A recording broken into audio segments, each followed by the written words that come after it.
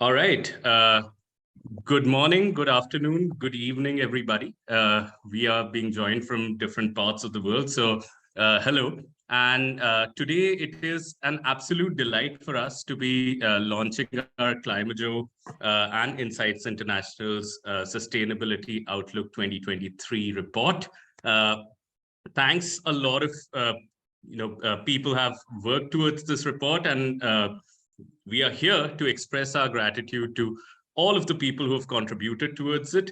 And more importantly, we are here to share some of the findings of our report so that other stakeholders in the civil society, in the private sector, and in the government can benefit from some of the findings that we have in our report and some of the macro trends that emerge out of this analysis. So I'm Arpit Chaturvedi. I'm the CEO of Insights International and Global Policy Insights. And we have partnered with ClimaJo, which is headed by Ankit, who's here with us. Hi, Ankit. Hi, everyone. Thanks, Arpit. Hi, everyone. And this particular report was initially an idea that was emerged out of a discussion that I had with Ankit. Ankit was really passionate about the idea of coming up with broad macro trends on what we can expect in the sustainability sector, which obviously is a huge term, but what can we expect from 2023, given the fact that there's just so much happening in the world. We've come out of COVID, but there's a war and there's a lot of things in the flux. So Ankit, if I could invite you to briefly talk a little bit about what spurred the idea of the report, and also a little bit about ClimaJo and the work that you're doing. So over to you, Ankit. Thanks, Arpit. Hi, everyone. Thanks for joining in. It is a real pleasure to be sharing this event as well as sharing the report with all of you. Obviously, we are very excited to bring this report. Let me quickly give you a background about ClimaJo, and as Arpit mentioned, the reason we decided to partner and build this report. So first, let me talk about ClimaJo. ClimaJo is a UK and India-based business. So we're building the ecosystem to help businesses become more sustainable. So on the one side, we are working with Indian suppliers to help them establish their current state of sustainability, understand what they need to do, and also help them explore export opportunities in the UK and European markets. On the other side, these European businesses and brands are able to build sustainable supply chain, have visibility on what the suppliers are doing, and obviously get the materials from them. Now, while working with businesses on these initiatives across the two markets that we work in, the UK market currently and the India market, we realized a couple of things.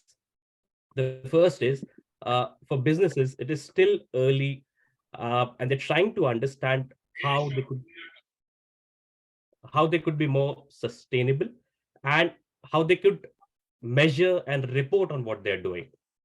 Obviously, to be better as a business and also comply with the regulations that are already existing and or are upcoming.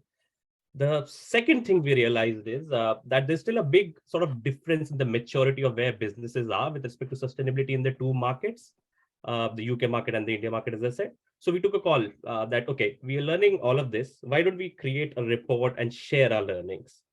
I won't go into a lot of details that Arpit would be covering shortly on what we discovered, but I'll just touch upon briefly a couple of things. What we realized is 2023 would be a key year in terms of how Indian businesses adopt sustainability. Apart from obviously the government policy, regulations, sustainability standard, technology will also play a key role. And when I say technology, I mean both the hardware and the software side. So obviously we know there's new technologies that are coming in that will decarbonize entire supply chains, but we'll also have a software layer that will help us use these hardware technologies in a more efficient way. Obviously, we are, as I said, I won't go into a lot of details. I'll let Arpit do that. But we're obviously delighted to present this report to you, and we're grateful to all the luminaries who are here today with us, as well as the others in the report that have taken the time out of their busy schedules to share their perspective and expertise with us. One last thing that I want to mention is, in line with this event, is with this report. We are also planning to host a sustainability conclave in Delhi in the middle of April. We will be releasing more details, but the idea again there is to bring all different stakeholders, including the government and bureaucracy, the industry, as well as the technology startups, to a common platform to talk about how India could play a key role in the global quest for net zero and broader sustainability initiatives. Thank you. That's all of it. Back to you. Thank you. Thank you so much, Ankit, for that overview. And without further ado, let me just jump right into the report. I'm not going to go into a lot of details because I want you to actually go and read the report and delve out the details for yourself. But I am going to help give you a broad overview and just the macro trends that we observed from all of the perspectives, from all of the comments that we have received on this particular report. And I'm going to share my screen, and here it is. The report has been titled by our team as Pulling Back from the Climate Cliff. And that in itself is a broad theme that this report is concerned about. And what we mean by pulling back from the climate cliff is that there's been a lot of gloom and doom of late, within the academia, within the media, and just in popular discourse around the fact that a sustainable future may just not be possible. A lot of people lie on that side, but on the other hand, there are a lot of folks, businesses, and then the private sector who could be a lot of times extremely, and perhaps at times somewhat naively optimistic about our foray into sustainable development. And what we tried to do is that we reached out to academicians and practitioners at the cutting edge of sustainable development to figure out where we really are. And what we really figured out was that, yes, we are very rapidly approaching a climate cliff, after which we all basically go into free fall. But there is a possibility of pulling back from the climate cliff. And as Secretary General Antonio Guterres has already said this time in COP27, that we can and we must win this battle for our lives. So it's really not about any moralistic ideals about sustainable development. We over here, in some aspect, take a very anthropocentric view and say that it is about our lives, and it is only when people care about their own lives and their own incentives will they be able to spur into action to be able to do something about this. And we do think that there is a window of opportunity in 2023 where more and more people understand the importance of this, and that translates into systems and structures both at the global and translating into national and local levels. So we might have achieved, or we are quickly achieving critical mass, which musters enough energy to be able to pull back from the climate cliff. So that's essentially the core thesis of this report, that 2023 will be a year of tremendous opportunities with significant advancements in the approach and progress towards sustainability, despite a lot of gloom and doom. However, it's not going to be easy. Of course, 2023 will not see all of the solutions, but it would be that juncture where a lot of critical mass coagulates together. We have 4 tipping points which point towards our thesis. And those 4 tipping points essentially are the Russia-Ukraine war, then the G20 playing an active role. This time India is presiding over the G20 grouping. That does not automatically means that G20 will do something out of the ordinary. But what we see in the G20 conversations is that India, being a developing country itself, can bring in some of those perspectives. But in addition to that, the long history of G20 has been as such that this time there seems to be some sort of a critical mass where we expect that greater contributions towards climate change or climate resilience will be made this year, and it would lead to something more concrete. The third is the loss and damage fund. COP27 has obviously declared that we must have a loss and damage fund. Obviously, a lot of us already feel that we have had certain commitments in the past, which most of the countries have not been able to fulfill. In fact, just 10% of the amount that was decided during the Paris climate agreement has actually been given out. But what the loss and damage fund really does is that it targets specific funding to a specific number of vulnerable areas and regions and countries. And that we think is a much more efficient way. And given the fact that the scope of funding has been so focused and targeted in the loss and damage fund, there is actually a greater likelihood that countries will put their money where their mouth is. So we do feel that the loss and damage fund is a momentous step and sort of helps open that window further of real climate action. Now, finally, the fourth parameter is that renewable power generation, it is likely to still grow at 8% in 2023. This is as per various experts and various reports. And this in itself leads to a reduction of 1% in global emissions in 2023 alone.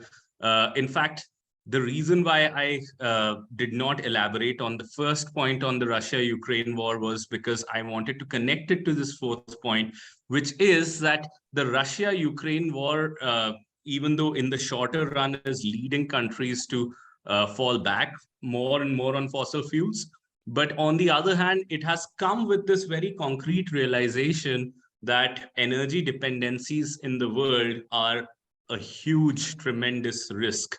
And what we are going to see increasingly now are countries at least realizing, at least the political will being very clear beyond just paying lip service to the agenda, that energy transitions are necessary. And we believe that once that political will is firmly established, that's going to spur a whole chain of positive outcomes, and that's going to lead to more and more countries and institutions finding out structures and mechanisms to move towards renewable energy. So those are the four tipping points. Those are the four aspects through which we feel that this year is going to at least be a definitive change in the direction of where we are progressing in the world. Now, obviously, those are tipping points, but then those create the conditions. But what are the drivers? What really are the nuts and bolts of things that happen? If they happen efficiently, can accelerate the pace towards climate action.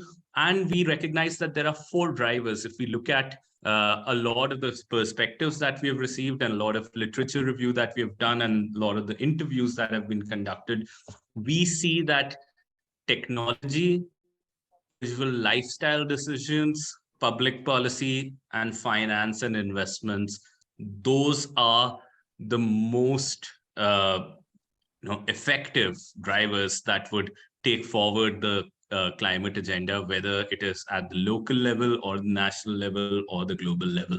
Now, even out of these, what we see is that there are certain factors which are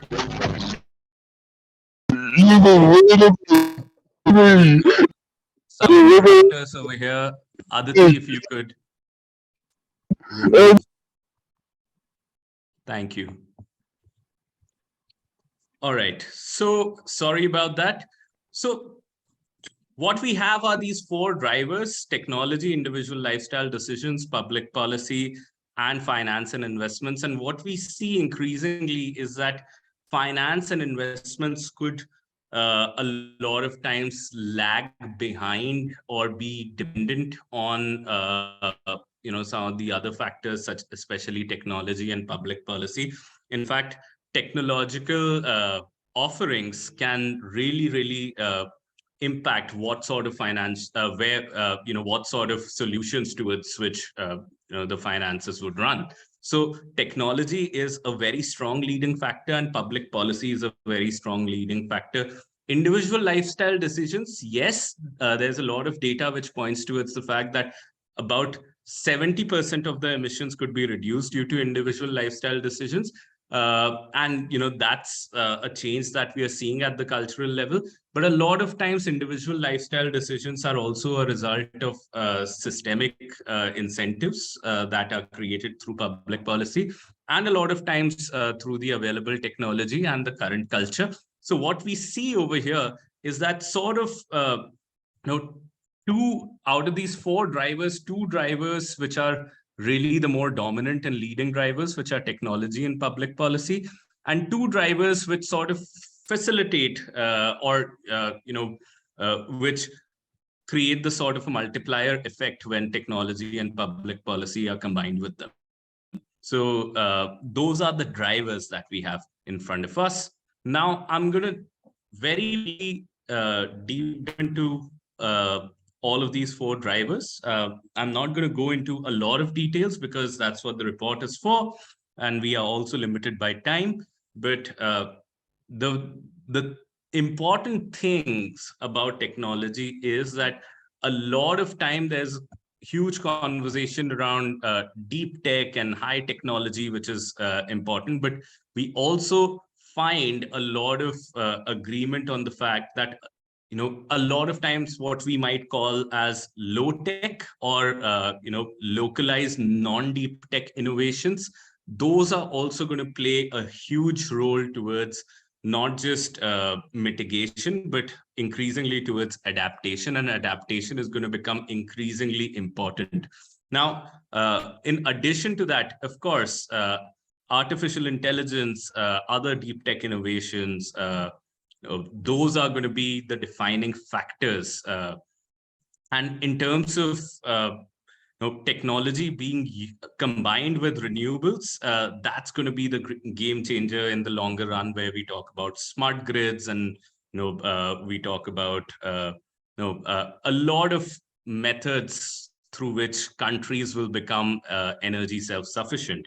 So that we think is the hope for the future. But even there, what we see is that initially that technology and the renewable power production capacities are going to be extremely centralized. They are mostly going to be in a hub and spoke sort of a model. So you see green energy islands coming up in various parts of the world.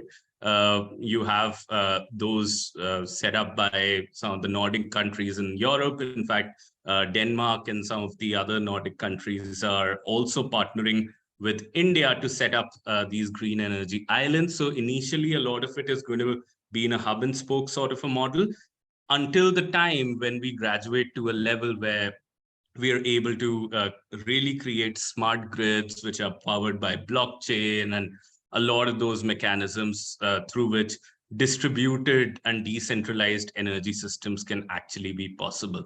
But at least what we see happening this year is a lot of technological and renewable aspects coming together, but still in a very centralized manner. So that's what we think for this year. Now, the other aspect of our outlook is the policy and governance outlook, which becomes really important. And what we've seen so far is a lack of consensus when it comes to taking action or designing policies for climate action. That there are certain sets of policies that you can consider as top down, and then there are certain sets of policies that you can consider as bottom up. Similarly, there are certain policies which are market based and other sets of policies which are non-market based. Now, this year, what we see happening is that the top down and bottom up policies. So when I say top down, a lot of it is around policies around carbon taxes or cap and trade and things like that, which are essentially these are the ideas which are designed and discussed in research centers of universities or legislated by the top levels of the government, and then they trickle down at the bottom level. And when I say bottom up, those are locally generated ideas that sort of catch greater currency with time and become diffused and accepted by higher levels of governance. Now, this year, what we see is that there is definitely you know top-down approaches are gaining greater and greater acceptability at different levels, but they are gaining acceptability with the sort of caveat that bottom-up approaches are going to become extremely, extremely important. For example, you are not going to be able to create green energy islands the same way that you do in Europe. You would not be able to do that in India. You would have to look at the local context, and you would have to adapt to certain local ways of doing things if you really want to have impact at scale. And similarly, the other tension that existed between markets and non-market based mechanisms, we see that earlier the economists would either lean one way or the other. But now what we see, the newer sort of techniques and prescriptions which are coming up are a combination of both market and non-market based mechanisms. And that is probably going to be the way ahead for the future.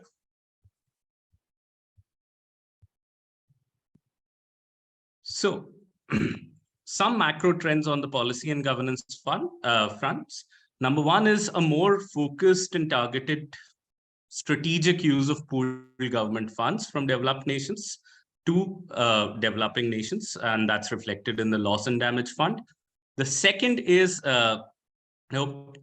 greater reliance on the private sector, because especially in developing countries, especially countries like India, which have ambitious targets to reduce their carbon footprint, but not enough budgets, not enough available technology and money to be able to make those transitions. A lot of that gap is going to be filled in by the private sector. The third aspect over here is that bilateral and minilateral cooperation is going to become extremely, extremely important. So multilateral cooperation has been able to do a lot, but there's some sort of a consensus that, at least in the world that we are living right now, multilaterals have sort of reached their upper limits. They are necessary, but they're not sufficient in delivering the goods, so to say. So a lot of bilateral and multilateral cooperation arrangements, and we've talked about a number of them in the report, are going to be the way in which we organize our efforts towards climate action. And then lastly, there is a tangible consensus around the need for evidence-based and transparent ESG standards by investors, as well as the private sector, as well as the government. This year, we're going to have Europe coming up with the carbon border adjustment mechanism, and that is going to eventually spur other countries to come up with more evidence-based carbon adjustment mechanisms of their own. And a result of that would be greater monitoring on ESG and greater reporting on ESG. And while a lot of companies, there's always room for a lot of companies to not report that completely and transparently, but we would see more and more companies actually reporting on some of these things, at least a lot more than they used to. So that's going to be a defining change that we would see coming and becoming more real, not just conceptual from this year onwards, even in developing countries. Now, finally, individual action, they are concentrated towards 4 particular industry, what we call the 4 individual action and lifestyle hotspots. And those are housing, food, transportation, and fashion. So individual whether taking what modes of transportation, or whether going by public transport or private transport, because of the cultural communications and changes, and just a general agreement around certain cultural ethos, we will see a lot more individuals opting for more sustainable transportation options. And the same goes for fashion, where fast fashion has been something which has come to light over the past few years, but it is only in the recent past where you're seeing more and more options which are available, and those are the options which are sustainable, and they are the options which are growing every year, giving consumers a greater choice in going for what you might call sustainable fashion or sustainable clothing and apparel. And that's going to be a big game changer. Then again, on food, as we see in some of the other hotspots, a lot of what was happening was on the side of conversations and not so much in action. But what we will see this particular year is more and more options being available in the market, so that people who have certain ethos of in terms of their food choices, there are a lot of people who prefer being vegetarian or vegan, or there are a lot of people who want vegetable based meat options. So those are going to be increasingly more present even in developing countries. From this year onwards, we look at a number of companies like that which have received considerable funding and investment. So a lot of the things which have already been part of the ethos will become operationalized because there are those options present. And similar is the case in housing, where building with sustainable material, and building houses in a fashion that they have a minimal negative impact on the surroundings, and plotting and building larger infrastructure with sustainable material is going to be increasingly more possible from this particular year. So finally, when we look at the finance outlook, this is where you see that there is a persisting gap in terms of SDG finances. And we saw after COVID that the SDG finance gap has only increased to 56%, and these are the numbers from 2020 from a UNEP report. And what we see is that the war and COVID together have created a situation where this dual situation where the available government revenue is in decline.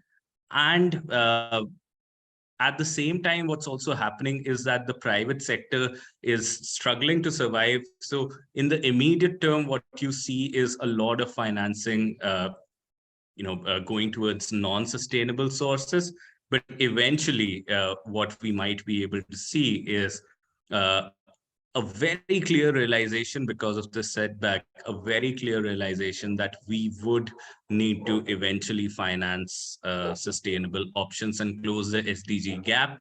And we hope that that would be the future that we would see. However, over here, what we see is that there are four real funding sources: government spending, development finance, private sector spendings, and remittances. All four contribute, but what we do really see is that increasingly it would be the private sector which would fill in the gaps, fill in the existing gaps, and really be the driver towards financing sustainable initiatives. So finally, in terms of finance, what we see are three broad trends. Number one is targeted financing. So a lot of financing might go towards adaptation mechanisms rather than mitigation mechanisms, and also in areas where there could be the greatest impact. So extremely vulnerable regions of the world. The second trend is the rise of blended finance, and that's where we would see that the government sort of or international developmental agencies sort of creating this financial cushion for other private sector companies to come in and de-risk some of those investments by investing themselves into sustainable options. So I think blended finance, we believe, is going to be the way forward from now on. And a big discussion, which is again more in the realm of discourse and not so much seeped into practice right now, is the recalibration and reinterpretation of discount rates in investment. And that is something on which we see in terms of the discourse that there's even greater conviction and convergence. But we believe that going ahead in the future, that is probably going to be a real game changer in the larger lending sector. So those are broadly our insights. For greater details, I would encourage you to go to climajo.com or Insights International, insightsin.org. We will share the links with you. The report would be available on ClimaJo's website from today onwards. On Insights, we will make it available after 2 weeks of publishing this particular report. So, but those are our broad trends that emerge out of this report. Of course, in terms of the perspectives that we've received, there are a lot of areas where there is convergence, a lot of areas where there is significant divergence, but that's broadly our report. With that, I would want to invite our speakers, the experts who have contributed their perspectives on what they think from their practice or research areas would be the way forward or the outlook for 2023 in terms of sustainability. And the first person that I would want to invite over here is Ambassador Thomas Armbruster, former US Ambassador. Ambassador Armbruster, over to you. Good morning, everybody. Good afternoon, good evening. So great to be part of this. Hello, and thank you very much. I want to talk a little bit about gloom and doom and stress that I am not an expert. I've been working on Arctic issues and a lot of sustainable issues over the years, but I am certainly a generalist.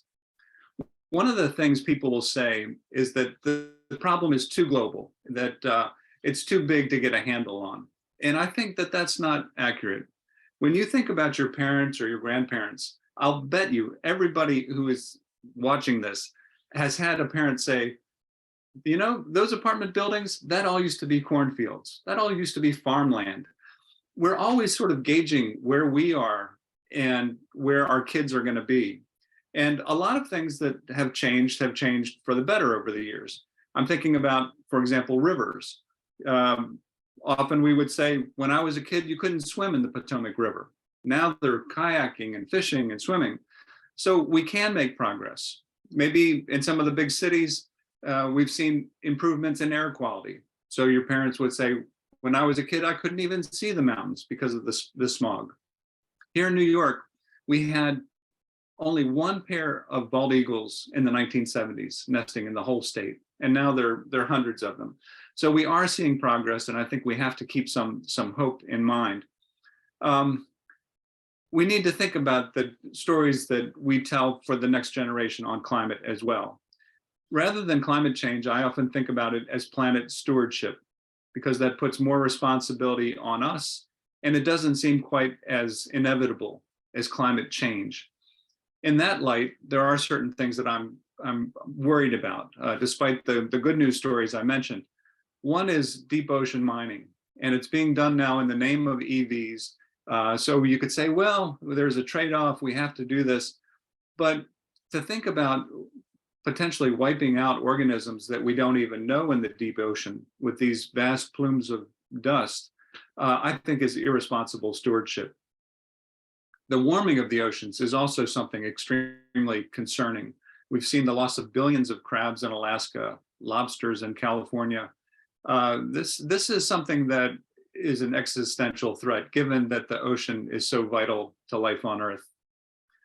I think about human development and whether this crisis does make some sense, in that perhaps in the deep future, humans will will live on other planets. And maybe this is a phase where we have to understand what planet stewardship really means and how to live on a system that is actually alive. I also think we have to think holistically, not just about climate and the science, but also about democracies and the importance of transparency and rules and things like that. It's all related. So even if you're working on human rights issues or democracy issues, you're contributing, I think, to the climate fight, because we need open societies to make progress.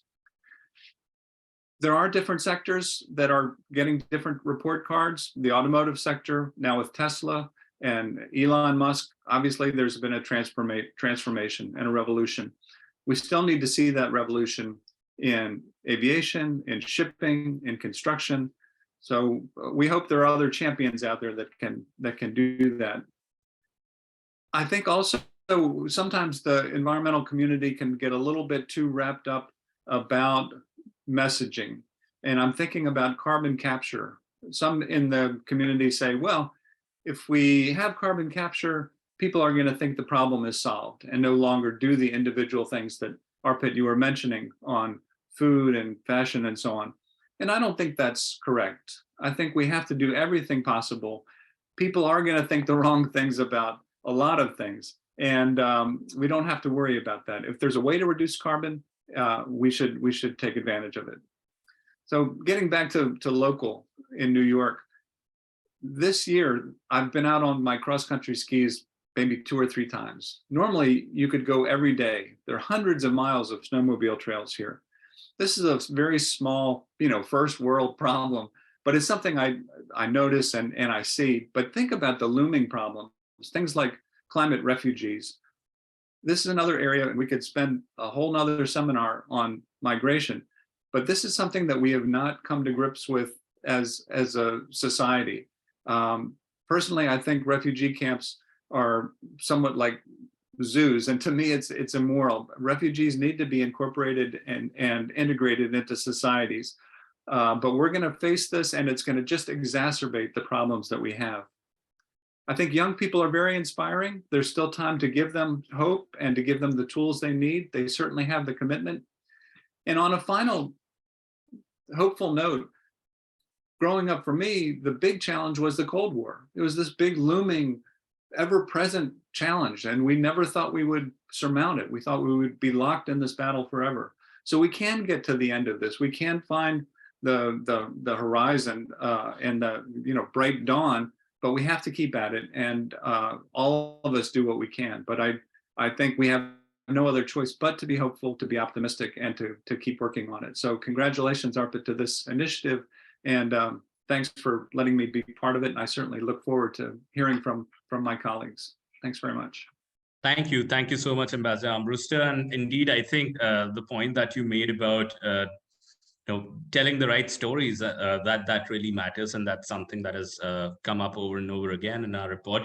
I know that Professor Bela Fox-Kemper has to leave a little early, so Professor Fox-Kemper, if you're still here, I would want to invite you next. Professor Bela Fox-Kemper is the Professor of Earth, Environmental and Planetary Sciences from Brown University. Over to you, Bela. Hello, everyone. Thank you for including me in this morning, and especially for good consideration for my short time this morning. I think the report does an excellent job of highlighting some of the opportunities and challenges that are coming.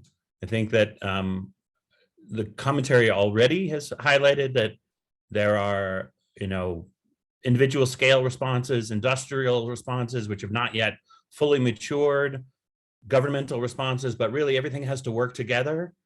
And I think that the key is that the opportunity is that we can greatly reduce our carbon footprint, and in addition, prepare for the impacts that are unavoidable at this stage. Sea level rise being my primary concern point is one of those. We're going to see hundreds of years of sea level rise, regardless of what we do, because of the emissions we've already created. And so we need to get ready and prepare for all of those pieces.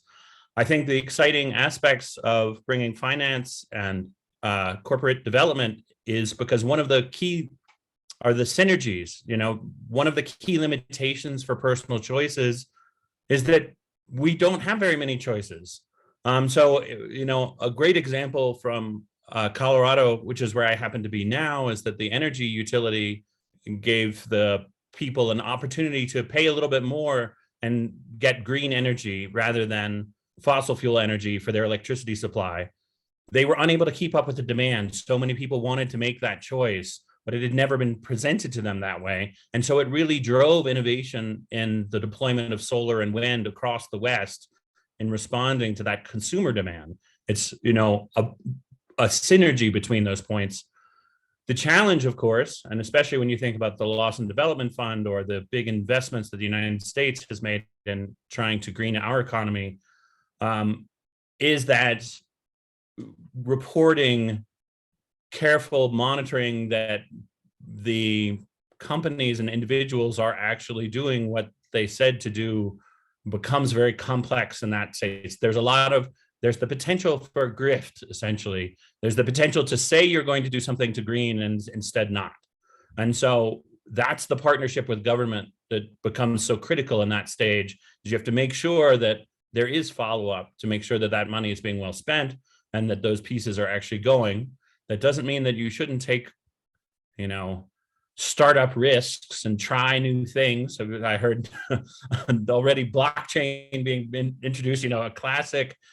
We don't really understand how this is going to fit into this, but it probably would improve things if we could figure it out. That's the great innovative engine of the creativity that we can get from having government get out of the way and let corporations move forward. But we have to be creative in government as well in order to make sure that that it's not just a smokescreen and that things are really happening and improving. If so, I think we do have an opportunity, and I like thinking about it this year as being a hopeful change for the future. I really hope that India does a great job leading the G20 and that a lot of these pieces can come forward. I think that's a really optimistic outlook. Thank you very much for the opportunity. Thank you so much, Beda. And we really look forward to more and more research coming from your end on oceans, and that's always been exciting. And we look forward to having you over and communicating some of that research with our fellows and community. Again, thank you so much. And now let me get Mr. Willem Kuhl, founding director, the New Institute, Hamburg, and former Secretary General, Volkswagen Foundation. Over to you, Willem.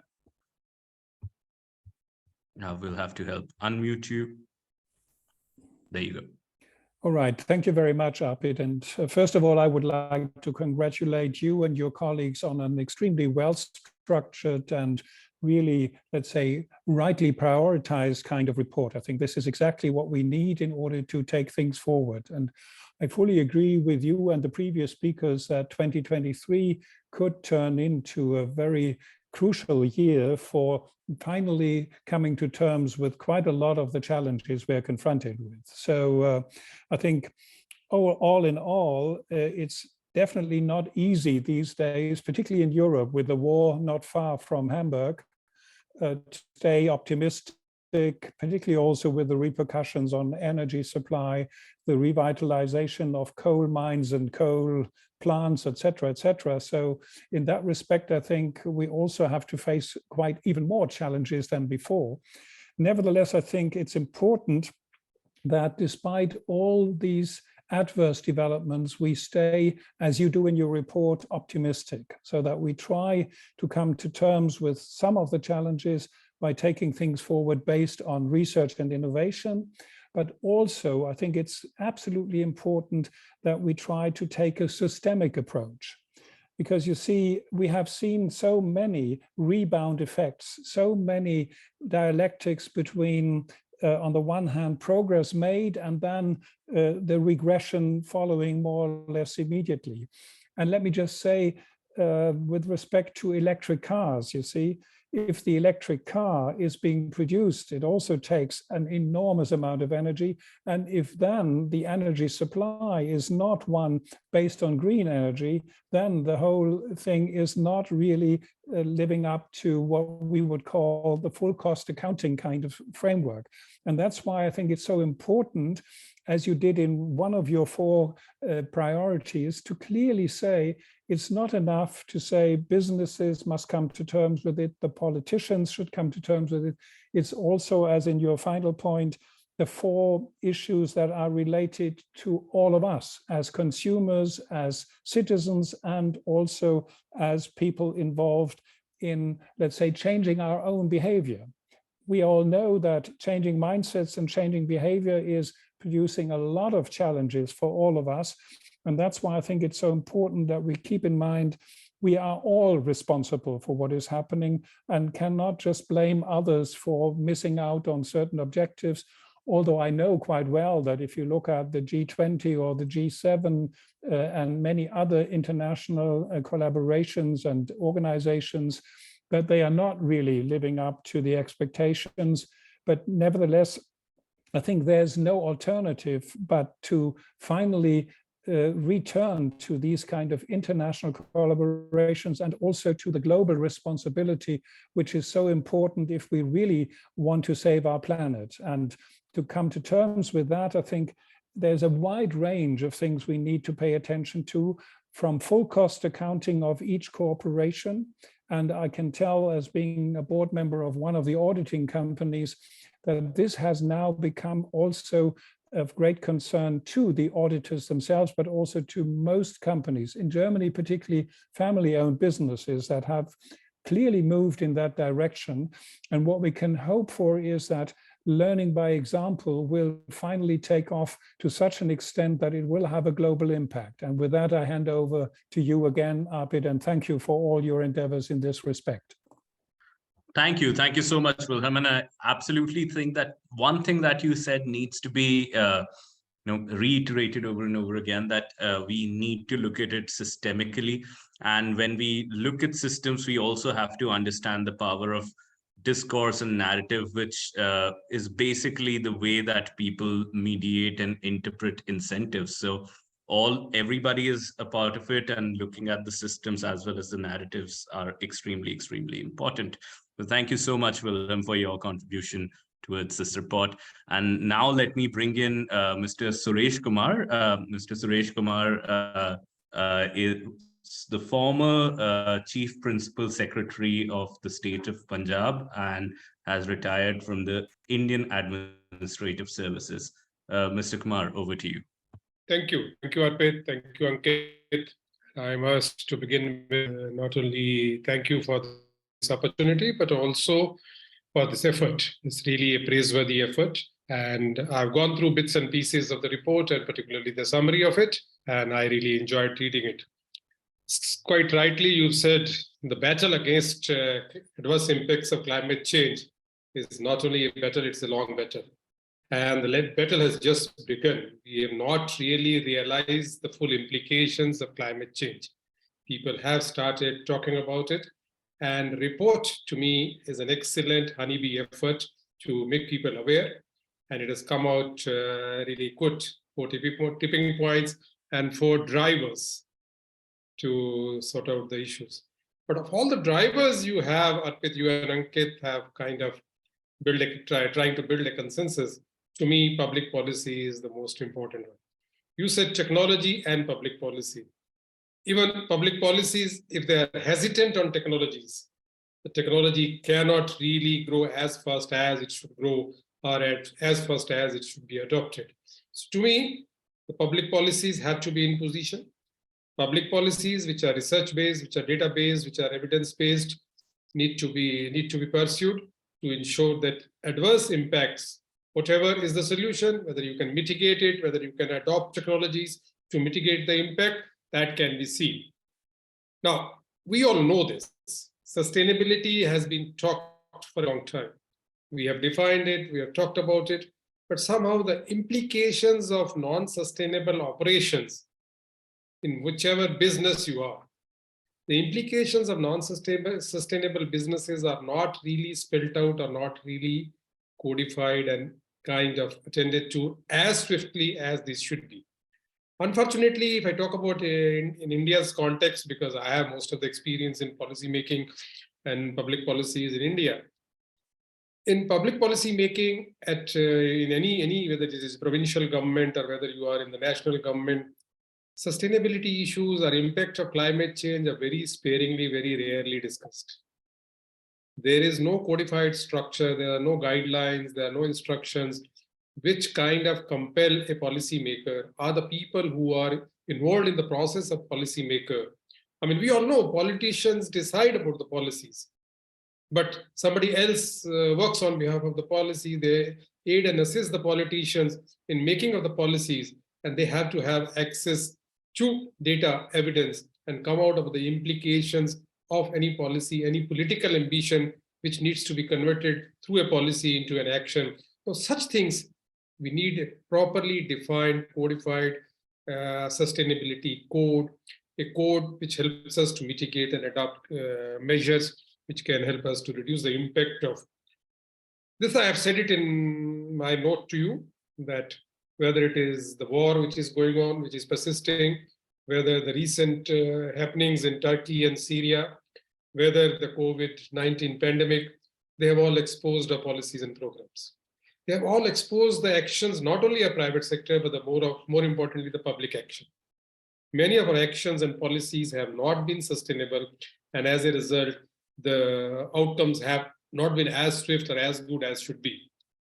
Now, in India, as I said earlier also in our earlier conversation, if you want to really mitigate the climate change adverse impacts, you have to care for the planet, which is Earth. You have to care for the people, wherever they are, in whatever part of the world they are, poor, rich, not so rich, the middle class. You have to cater to their requirements. And not importantly, the economy has to go on. Fortunately or unfortunately, in India, the people have been catered to in a large measure. The economy has been doing well, at least since 1992, when economic reforms were set in. A lot of economic growth happened, global value chains came up, global trade flourished, and we saw double-digit growth. Everything was on track. But in the process, climate change, climate impact, environmental adverse impacts were not attended to as much as they should have been. So the challenge before India is, I mean, rightly so, you need growth because you have to reduce poverty. You need to feed the nation. It's a huge nation. You need to cater to the requirements, education, health, food requirements of our people. But all said and done, you cannot ignore the changes in the climate which is happening, the environmental degradation which is happening. Somehow, whether we like it or not, one must admit, some people say that once you superannuate, you admit all the faults. Yes. Sooner or later, we must admit that the policies and programs have not been catering to the adverse impacts of the climate change, sustainability, or lack of sustainability in our programs of economic growth, programs of social development, also even social security program. We discussed about it. So the challenge, given the framework you have said about the tipping points and drivers and the food and fashion and whatnot we have identified, to me, for India, particularly for the policymakers, the challenge is, okay, you have to meet the requirements and demands of the people. Yes, you have to see that the economy grows, but at the same time, you have to see that you conserve your resources. You mitigate the adverse impact of climate change, or you should see that the environment doesn't become so poisonous that the people find it difficult to live, which often is said about Delhi and in the neighborhood, you hear these things.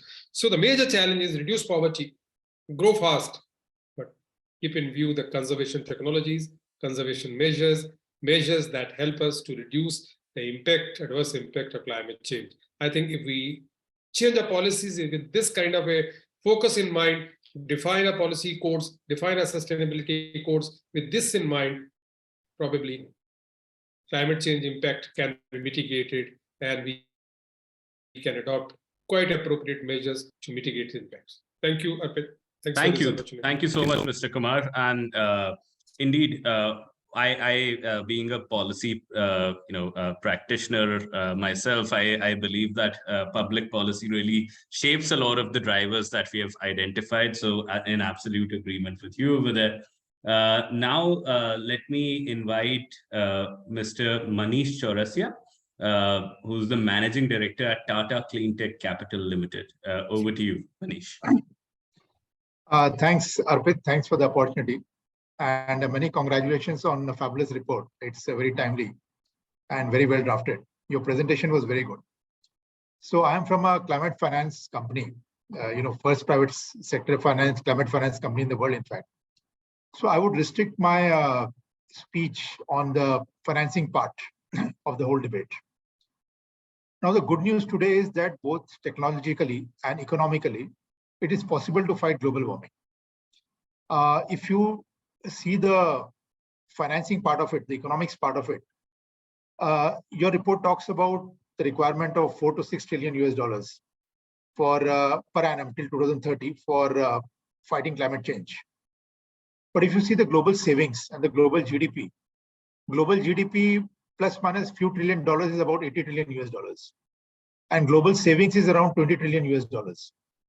So the fund requirement is only, say, about maximum, say, about 25% of the global savings. So when it comes to ability of the species to survive, I think it's a very small requirement on a global basis. In fact, today I think on a defense, the world might be spending more than this money. And today, in fact, we are subsidizing fossil fuels. If you take that subsidy plus defense spending, it might be more than what is required to fight climate change. So clearly, as a species, we have to decide whether we want to spend money for living or for dying. So that is my observation number one. Number two is that while savings are there, I think the key issue is that all this saving is in the developed world, most of these savings. Well, the requirement is in developing countries like India. So clearly, I think when we talk about financing, it is the issue of capital flows. And I think for capital flows to be smooth, there will be certain responsibilities of the developed world and certain responsibilities of the developing world. When it comes to the developing countries, I think it is important to remember that, out of this total requirement of $4 to $6 trillion US, at least 2/3 of this is for those projects which are viable. If you take projects in renewable energy, in electric vehicles, those are viable projects today. In electric vehicles, total cost of ownership is actually lower than the total cost of ownership for the ICE vehicles, for two-wheelers, for three-wheelers, now even for the electric buses. Cost of renewable energy is much lower than the cost of fossil fuel-based energy. And even with storage, it is now competitive. So when these projects are viable, the important thing is to create the right project implementation framework. If we have policies where we have contracts which are enforceable, if we have policies for the acquisition of land which are competitive, and if we create an ecosystem for manufacturing, then I think at least 2/3 of the financing can come very easily. Now, then there are certain responsibilities of the developed world. And I think, developed world needs to support the developing countries in terms of capital flows for new technologies, like say green hydrogen, or say, or say some kind of facility to hedge the currency risk. Because today, if private capital is coming from developed world into the developing countries, it also comes with a lot of currency risk. So how can developed world come out with some mechanism to hedge this currency risk? How can they support the implementation of new technologies? Then how can they support business models which are risky, but which can become viable if there is some first loss guarantees? I think this is what the developed world needs to do.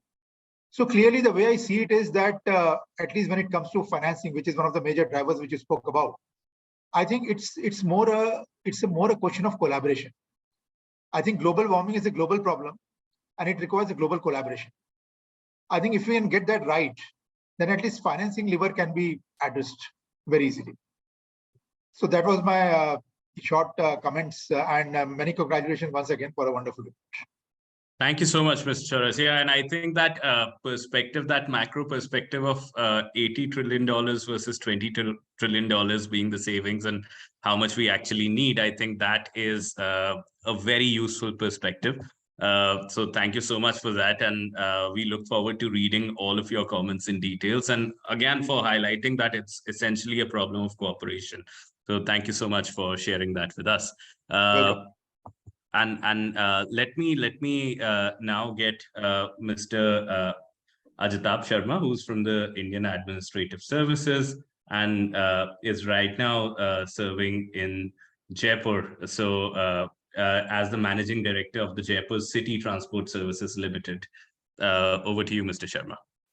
Yeah, okay, Arpit, thank you. And thank you so much for inviting me. And it's my real pleasure to listen to all the experts and the policymakers and the other expert journalists, that would I call, who are present here and who have given the deep insights. So first of all, a lot of congratulations to you, Arpit, that it is really an excellent report which has come up. And thus far, I have been able to read around 11 of the perspectives which the experts from different domains and different countries have contributed to this report. So thanks for that. And see, I'll try to be a little bit precise in terms of today's discussion. So considering the unique position which Indian economy faces today in terms of, as our Honorable Prime Minister and the other senior officials from Government of India and many of the policy think tanks which are based in the country and out of country, and various reports which are being divulged now every month or so, they mentioned that the energy security would be one of the most pressing challenges which the country would be facing in future to achieve the net zero target by 2070. So India has taken the threshold year to be 2070 in the last Glasgow conference, where this declaration was made by our Honorable Prime Minister. So this challenge basically is, as it has been very rightly pointed by Suresh Kumar sir also, that the policy framework, it would be very critical to our country, that how we transition to net zero. And particularly when we talk in terms of the impact which transitions would be having on our societies, both at the local and at the regional level. So for us, what would be more challenging than the climate change impact would be the impact of transitions which our society or the households or the marginalized or the disadvantaged people would be facing. So how do we plan to tackle this particular area? And particularly when we talk about, like, as you mentioned, about the 4 drivers of technology, public policy, lifestyle changes, and financing. So when we talk about technology adoption, so I think after a particular point, even technology adoption would become a major choke point in terms of the ripple effects which it would create on other parts of the businesses and the whole ecosystem and the economy, because it would be impacting the whole value chain. So sometimes it's very easy to say lifestyle changes, but lifestyle changes, whether they are being as voluntarily adopted by the households or the individuals or the citizens, by the society, or they are the lifestyle changes which are enforced because of the transition pathways. That is another thing. So like if in a way, like if there are more taxes on fossil fuels, or if there are increased like urban road transport taxes on internal combustion based engines, that means that our transition pathways are forcing that kind of behavior change. That might be difficult for a particular section of society to adopt those kind of changes. So we have to be very clear, and our policy prescription have to be very precise in terms of how we handle the transition impact on the society and the communities and the individuals in particular. Businesses would get impacted, like say, for example, if our policy prescription promotes more and more green energy, then there is huge investment which is going to come, or we will have to rope in large investments in our grid transmission and distribution systems also. So there is a McKinsey report which says even if the renewable energy, and particularly solar and wind energy, if it is cheaper than the thermal energy as on date, but the system level cost, which is the cost after the final integration into the system, to make it more dispatchable in terms of reducing the intermittency and variability issues of renewable energy, the energy prices would increase. So how it is taken care of? Who bears the cost of that increase of transitions? So as of now, we have not started thinking about these issues, but as you have mentioned in your report, so according to me, and I have written in my perspective also, that the year 2023 would be a challenging year in terms of the transition impacts which our societies would be facing. Otherwise, whatever kind of policy prescription we give, ultimately there would be a kind of knock-on effect, and the policies would rebound, and we will not be able to implement those policy provisions with the idea or the very objective with which they were framed for. Another thing is, like, we live in a kind of network world, particularly when we talk about globalization and the financial markets. So whatever policies, like the European market or like the United States or China, maybe in the manufacturing sector or in the financial sector, whatever global policies, how the policy environment is getting changed, our local businesses would also get impacted by those policy changes, and which ultimately would be having a kind of impact on the demand or on the supply of the products or the supply of the services. So we have to be very particular that how those transitions and changes happen. And as it is said that we are all in this together, it is very difficult to keep Indian economy aloof in terms of the transition pathways which we choose. Otherwise, it will block or choke the finances or funding which is needed for transition, maybe for mitigation or maybe for adaptation. So we have to work together, and our policy framework will have to remain in a way in sync with the global changing scenario. So may it be like about ramping down the coal thermal based power plants or consumption of fossil fuels. And so we have to look at all these things in a integrated manner. And how do we handle the impacts on the livelihoods, particularly the jobs, the rising costs of the products and the services, and how do we look at the public utility services, particularly the water sector, the energy sector, the transportation sector? See, it becomes very easy. Like I, as a CMD of a urban transport company, Jaipur City Transport Services Limited. So if I have to adopt electric vehicles, then my cost of operation increases. So and I'm not at a freedom to raise the ticket price for the citizens, for the commuters. So from where do I fill that gap?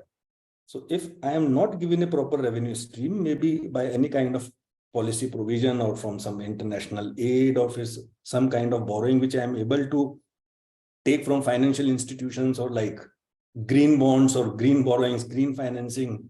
So ultimately, I will be restricted to roll out electric mobility beyond a particular point. So these are the issues which need to be taken care of in terms of how businesses are done and how public utility services are being delivered. And I think this is in brief, which I wanted to mention about. Thank you. Thank you so much, Mr. Sharma. And you've highlighted some very important and practical choke points over there. I think other questions would be that even if you get those finances, since you are not able to increase the prices that you charge from the eventual customers, the question would be as to figuring out viable models to pay back some of those lending. So I think those are certain important things that we still have to find answers to. So thank you so much for your perspective and for your contribution to this report, Mr. Sharma. Now I want to invite Professor Ian Kelman, who's the Professor of Disasters and Health, University College London. Professor Kelman, over to you. Hello, that's very kind. We are running out of time and there's a lot to speak. And I'd actually really appreciate balance, and we haven't heard from any women so far. So what I will do is I'll put some links in the chat, and I'm happy to defer my time to others. If there's time at the end, we can come back to me, but really a deepest appreciation for all your work, for all your report, and I'm looking forward to learning from others. Thank you. Thank you. Thank you so much, Mr. Kelman. And next in line is Ms. Shelley Brunswick. Shelley has joined us only recently. Shelley is the COO of the Space Foundation. Thank you so much for the contribution to this report, and we are looking forward to hearing your perspective on this. Over to you, Shelley. Well, thank you so much, Arpit, and it's such an honor to join everyone today. I apologize, it's still early here in Colorado, so I started and then I had to commute to work 10 minutes and now I'm back with you. But I heard the first 30 minutes and the report, first of all, is amazing. Congratulations to everyone who's contributed. The area that I focused on was really about the space technology sector. And many times people are thinking, well, what does that have to do with climate change? Why aren't we solving our greatest challenges here on Earth? And as the chief operating officer at Space Foundation, as well as over almost 30 years in the United States Air Force doing space programs, I really want to highlight how space is benefiting us. So many times we think about going to the moon and on to Mars and beyond, and we certainly are doing those things. But we're also taking that technology and wrapping it back to Earth to solve our greatest challenges here. And if you go to the United Nations Office of Outer Space Affairs, they have a drop-down menu that highlights how space technology is helping to solve each of the Sustainable Development Goals. We can think about zero hunger, and how space technology provides, satellite Earth observation to look at crops, weather monitoring, drought conditions, pests. Do your crops need fertilizer? We're also looking at NASA doing some vertical farming, because as we go to live in low Earth orbit or on the moon or Mars, we're going to have to grow food inside without soil and very little water. Well, that is a lot of the conditions now here on Earth. As we look at the population continuing to grow and changing our farming methodology, we could look at more vertical farming closer to population centers with artificial intelligence and robotics to create more food, more nutritious food closer to the population source and help alleviate that carbon footprint of moving food around the planet. So we also think about water, on the International Space Station. Every drink, every glass of water, here's my Gatorade for this morning, is recycled. And they're using NASA filtration systems to recycle that water, and also technology to test the water to make sure it can be reused. And that technology has also been commercialized here on Earth to test wells. If a hurricane or a typhoon happens and can it contaminate the drinking water, the well water, we need to test the water. We also need to filter water if we want to continue to help the planet. So we're looking at how space is helping with a number of the Sustainable Development Goals. And the really exciting part is there are thousands of patents at the NASA Tech Transfer Office, as well as the European Space Agency and the Japanese Space Agency, that are waiting to be commercialized to benefit us here on Earth. And those technologies relate to agriculture, healthcare, energy, communications. And so you can apply for the patent and look to commercialize the technology through those organizations. And obviously, ARPIT has some great connections through GPI. There's other connections with Space Foundation and our Space Commerce Institute, as well as other organizations that can help entrepreneurs commercialize that technology. And if you look at how the space industry in the US has matured over the last 60 years, we're seeing, when we think about the Apollo era 60 years ago, it was two nations in a space race, primarily government workers, male STEM professionals. Now today, we're seeing more than 90 countries are operating in space, multi-regions of the world, multi-generational, multi-ethnicity, and multi-careers. You can look at more than 50 different careers in the space industry. I talked about entrepreneurs there, but there's investors, astronauts to artists, policymakers to program managers. So the time has never been more fruitful for individuals to look at the space innovation and technology and opportunities and look to commercialize that technology that we think about for space, but help it to benefit us and create solutions here on Earth. So I'll pause there so I can give my time to someone else, but I want to thank you all for joining us again today. Congratulations on an amazing report. I'm honored to be part of this amazing program and on the board for GPI. Thank you. Thank you. Thank you so much, Shelley. And absolutely, we are always thrilled to bring in the perspective of space technologies. And I got an opportunity to look at your TED Talk as well that builds on some of these conversations as to what all space technologies could be used to advance sustainable developmental goals. And I encourage all of the folks attending here to check out Space Foundation's amazing work on this particular aspect. So next, let me get Isabella Bertani, founder and chief client strategist of Bertani. So Isabella, over to you. And after that, we'll get Mr. Dushyant Thakur from Invest India. So Isabella, over to you. Thank you, Arpit, and congratulations on the launch of this report and to everyone who participated. Just some background to everybody who doesn't know me. I am a Canadian CPA, and my practice focuses on foreign direct investments, so companies expanding globally. In my discussion piece, I talk about how the current climate geopolitically has impacted companies and influencing their decision-making process given costs of energy, supply chain disruptions, and how this now really provides an opportunity to align those changes with sustainability and then what those key variables are. But, if I step back and, look at the 17 Sustainable Development Goals, really, this provides an opportunity to incorporate strategic decision-making and processes and operations to benefit from this. And we're seeing this, and as for example, as Arpit, you mentioned, we're starting to see fashion industries going into sustainable fabrics. We're seeing a lot more of that.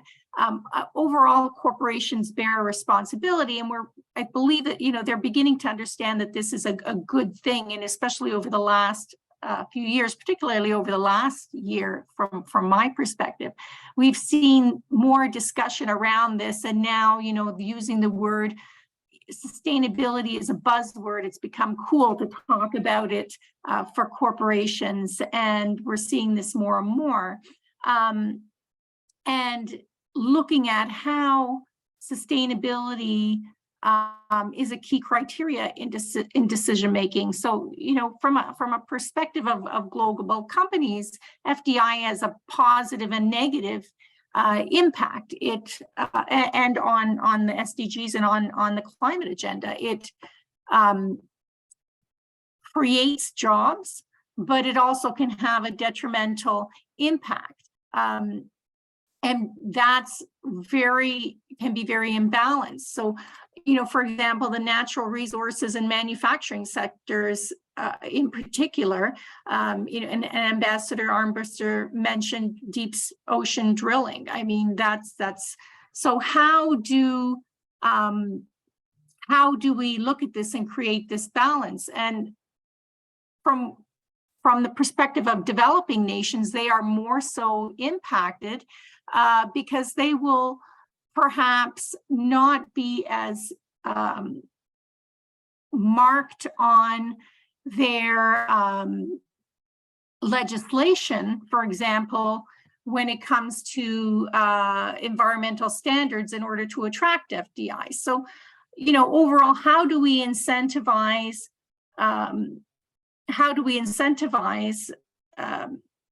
through, could be tax legislation, it could be through various things, in order that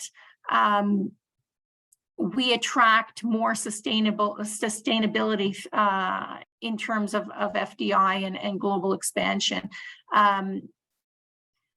Ghana, I think it is, for example, has implemented tax legislation in order to recognize sustainable investors. So, and then from that, how do we, you know, when you then step back, well, we're doing all this, how do we look at this? What are the critical variables? And for me, they are, being an accountant, I guess, measurement and accountability.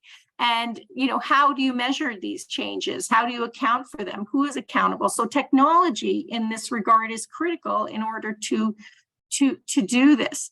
And the accountability side, I mean, we're all stakeholders, but you have different levels. So from a country perspective, you have developing and developed countries. So there's an imbalance. And then at the government level, you have federal, state, or provincial, you have municipality, then you have industry and all the industry groups. And how do you monitor that? So technology in particular is critical more than ever in terms of monitoring that impact and understanding this and seeing if, you know, as you said, we can step away from that climate cliff and make a change. Because if there is no cooperation of what's happening, then everybody's going to be doing what they want and without that accountability. So those are just some general comments, and thank you so much for including me.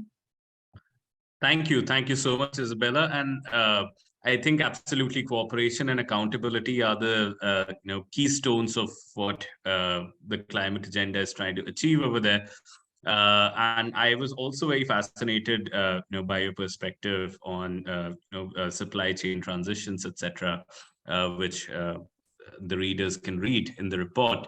But without further ado, let me invite Mr. Dushyant Thakur, who is the Senior Vice President at Invest India and Senior Advisor at WIPA. Over to you, Dushyant. Thank you so much. And Arpit and Ankit, I think the reports come out really well. And, you know, in line with Isabella just mentioned about Ghana, let me pick up a couple of numbers from Africa. Africa Development Bank, recently talked about, that, Africa is losing something between 5 to 15% of GDP per capita growth because of climate change. So I think these numbers are quite startling. You look at the recently released Africa 2022 SDG report. Out of the 54 countries facing debt problems, 25 of them are in Africa. So very clearly, there is a need for funding out there, private sector funding. That's where investment promotion agencies come. I represent both India's investment promotion agency as well as WIPA, the World Association of IPAs. 3 quick points, what we believe. One, we believe that there is money out there.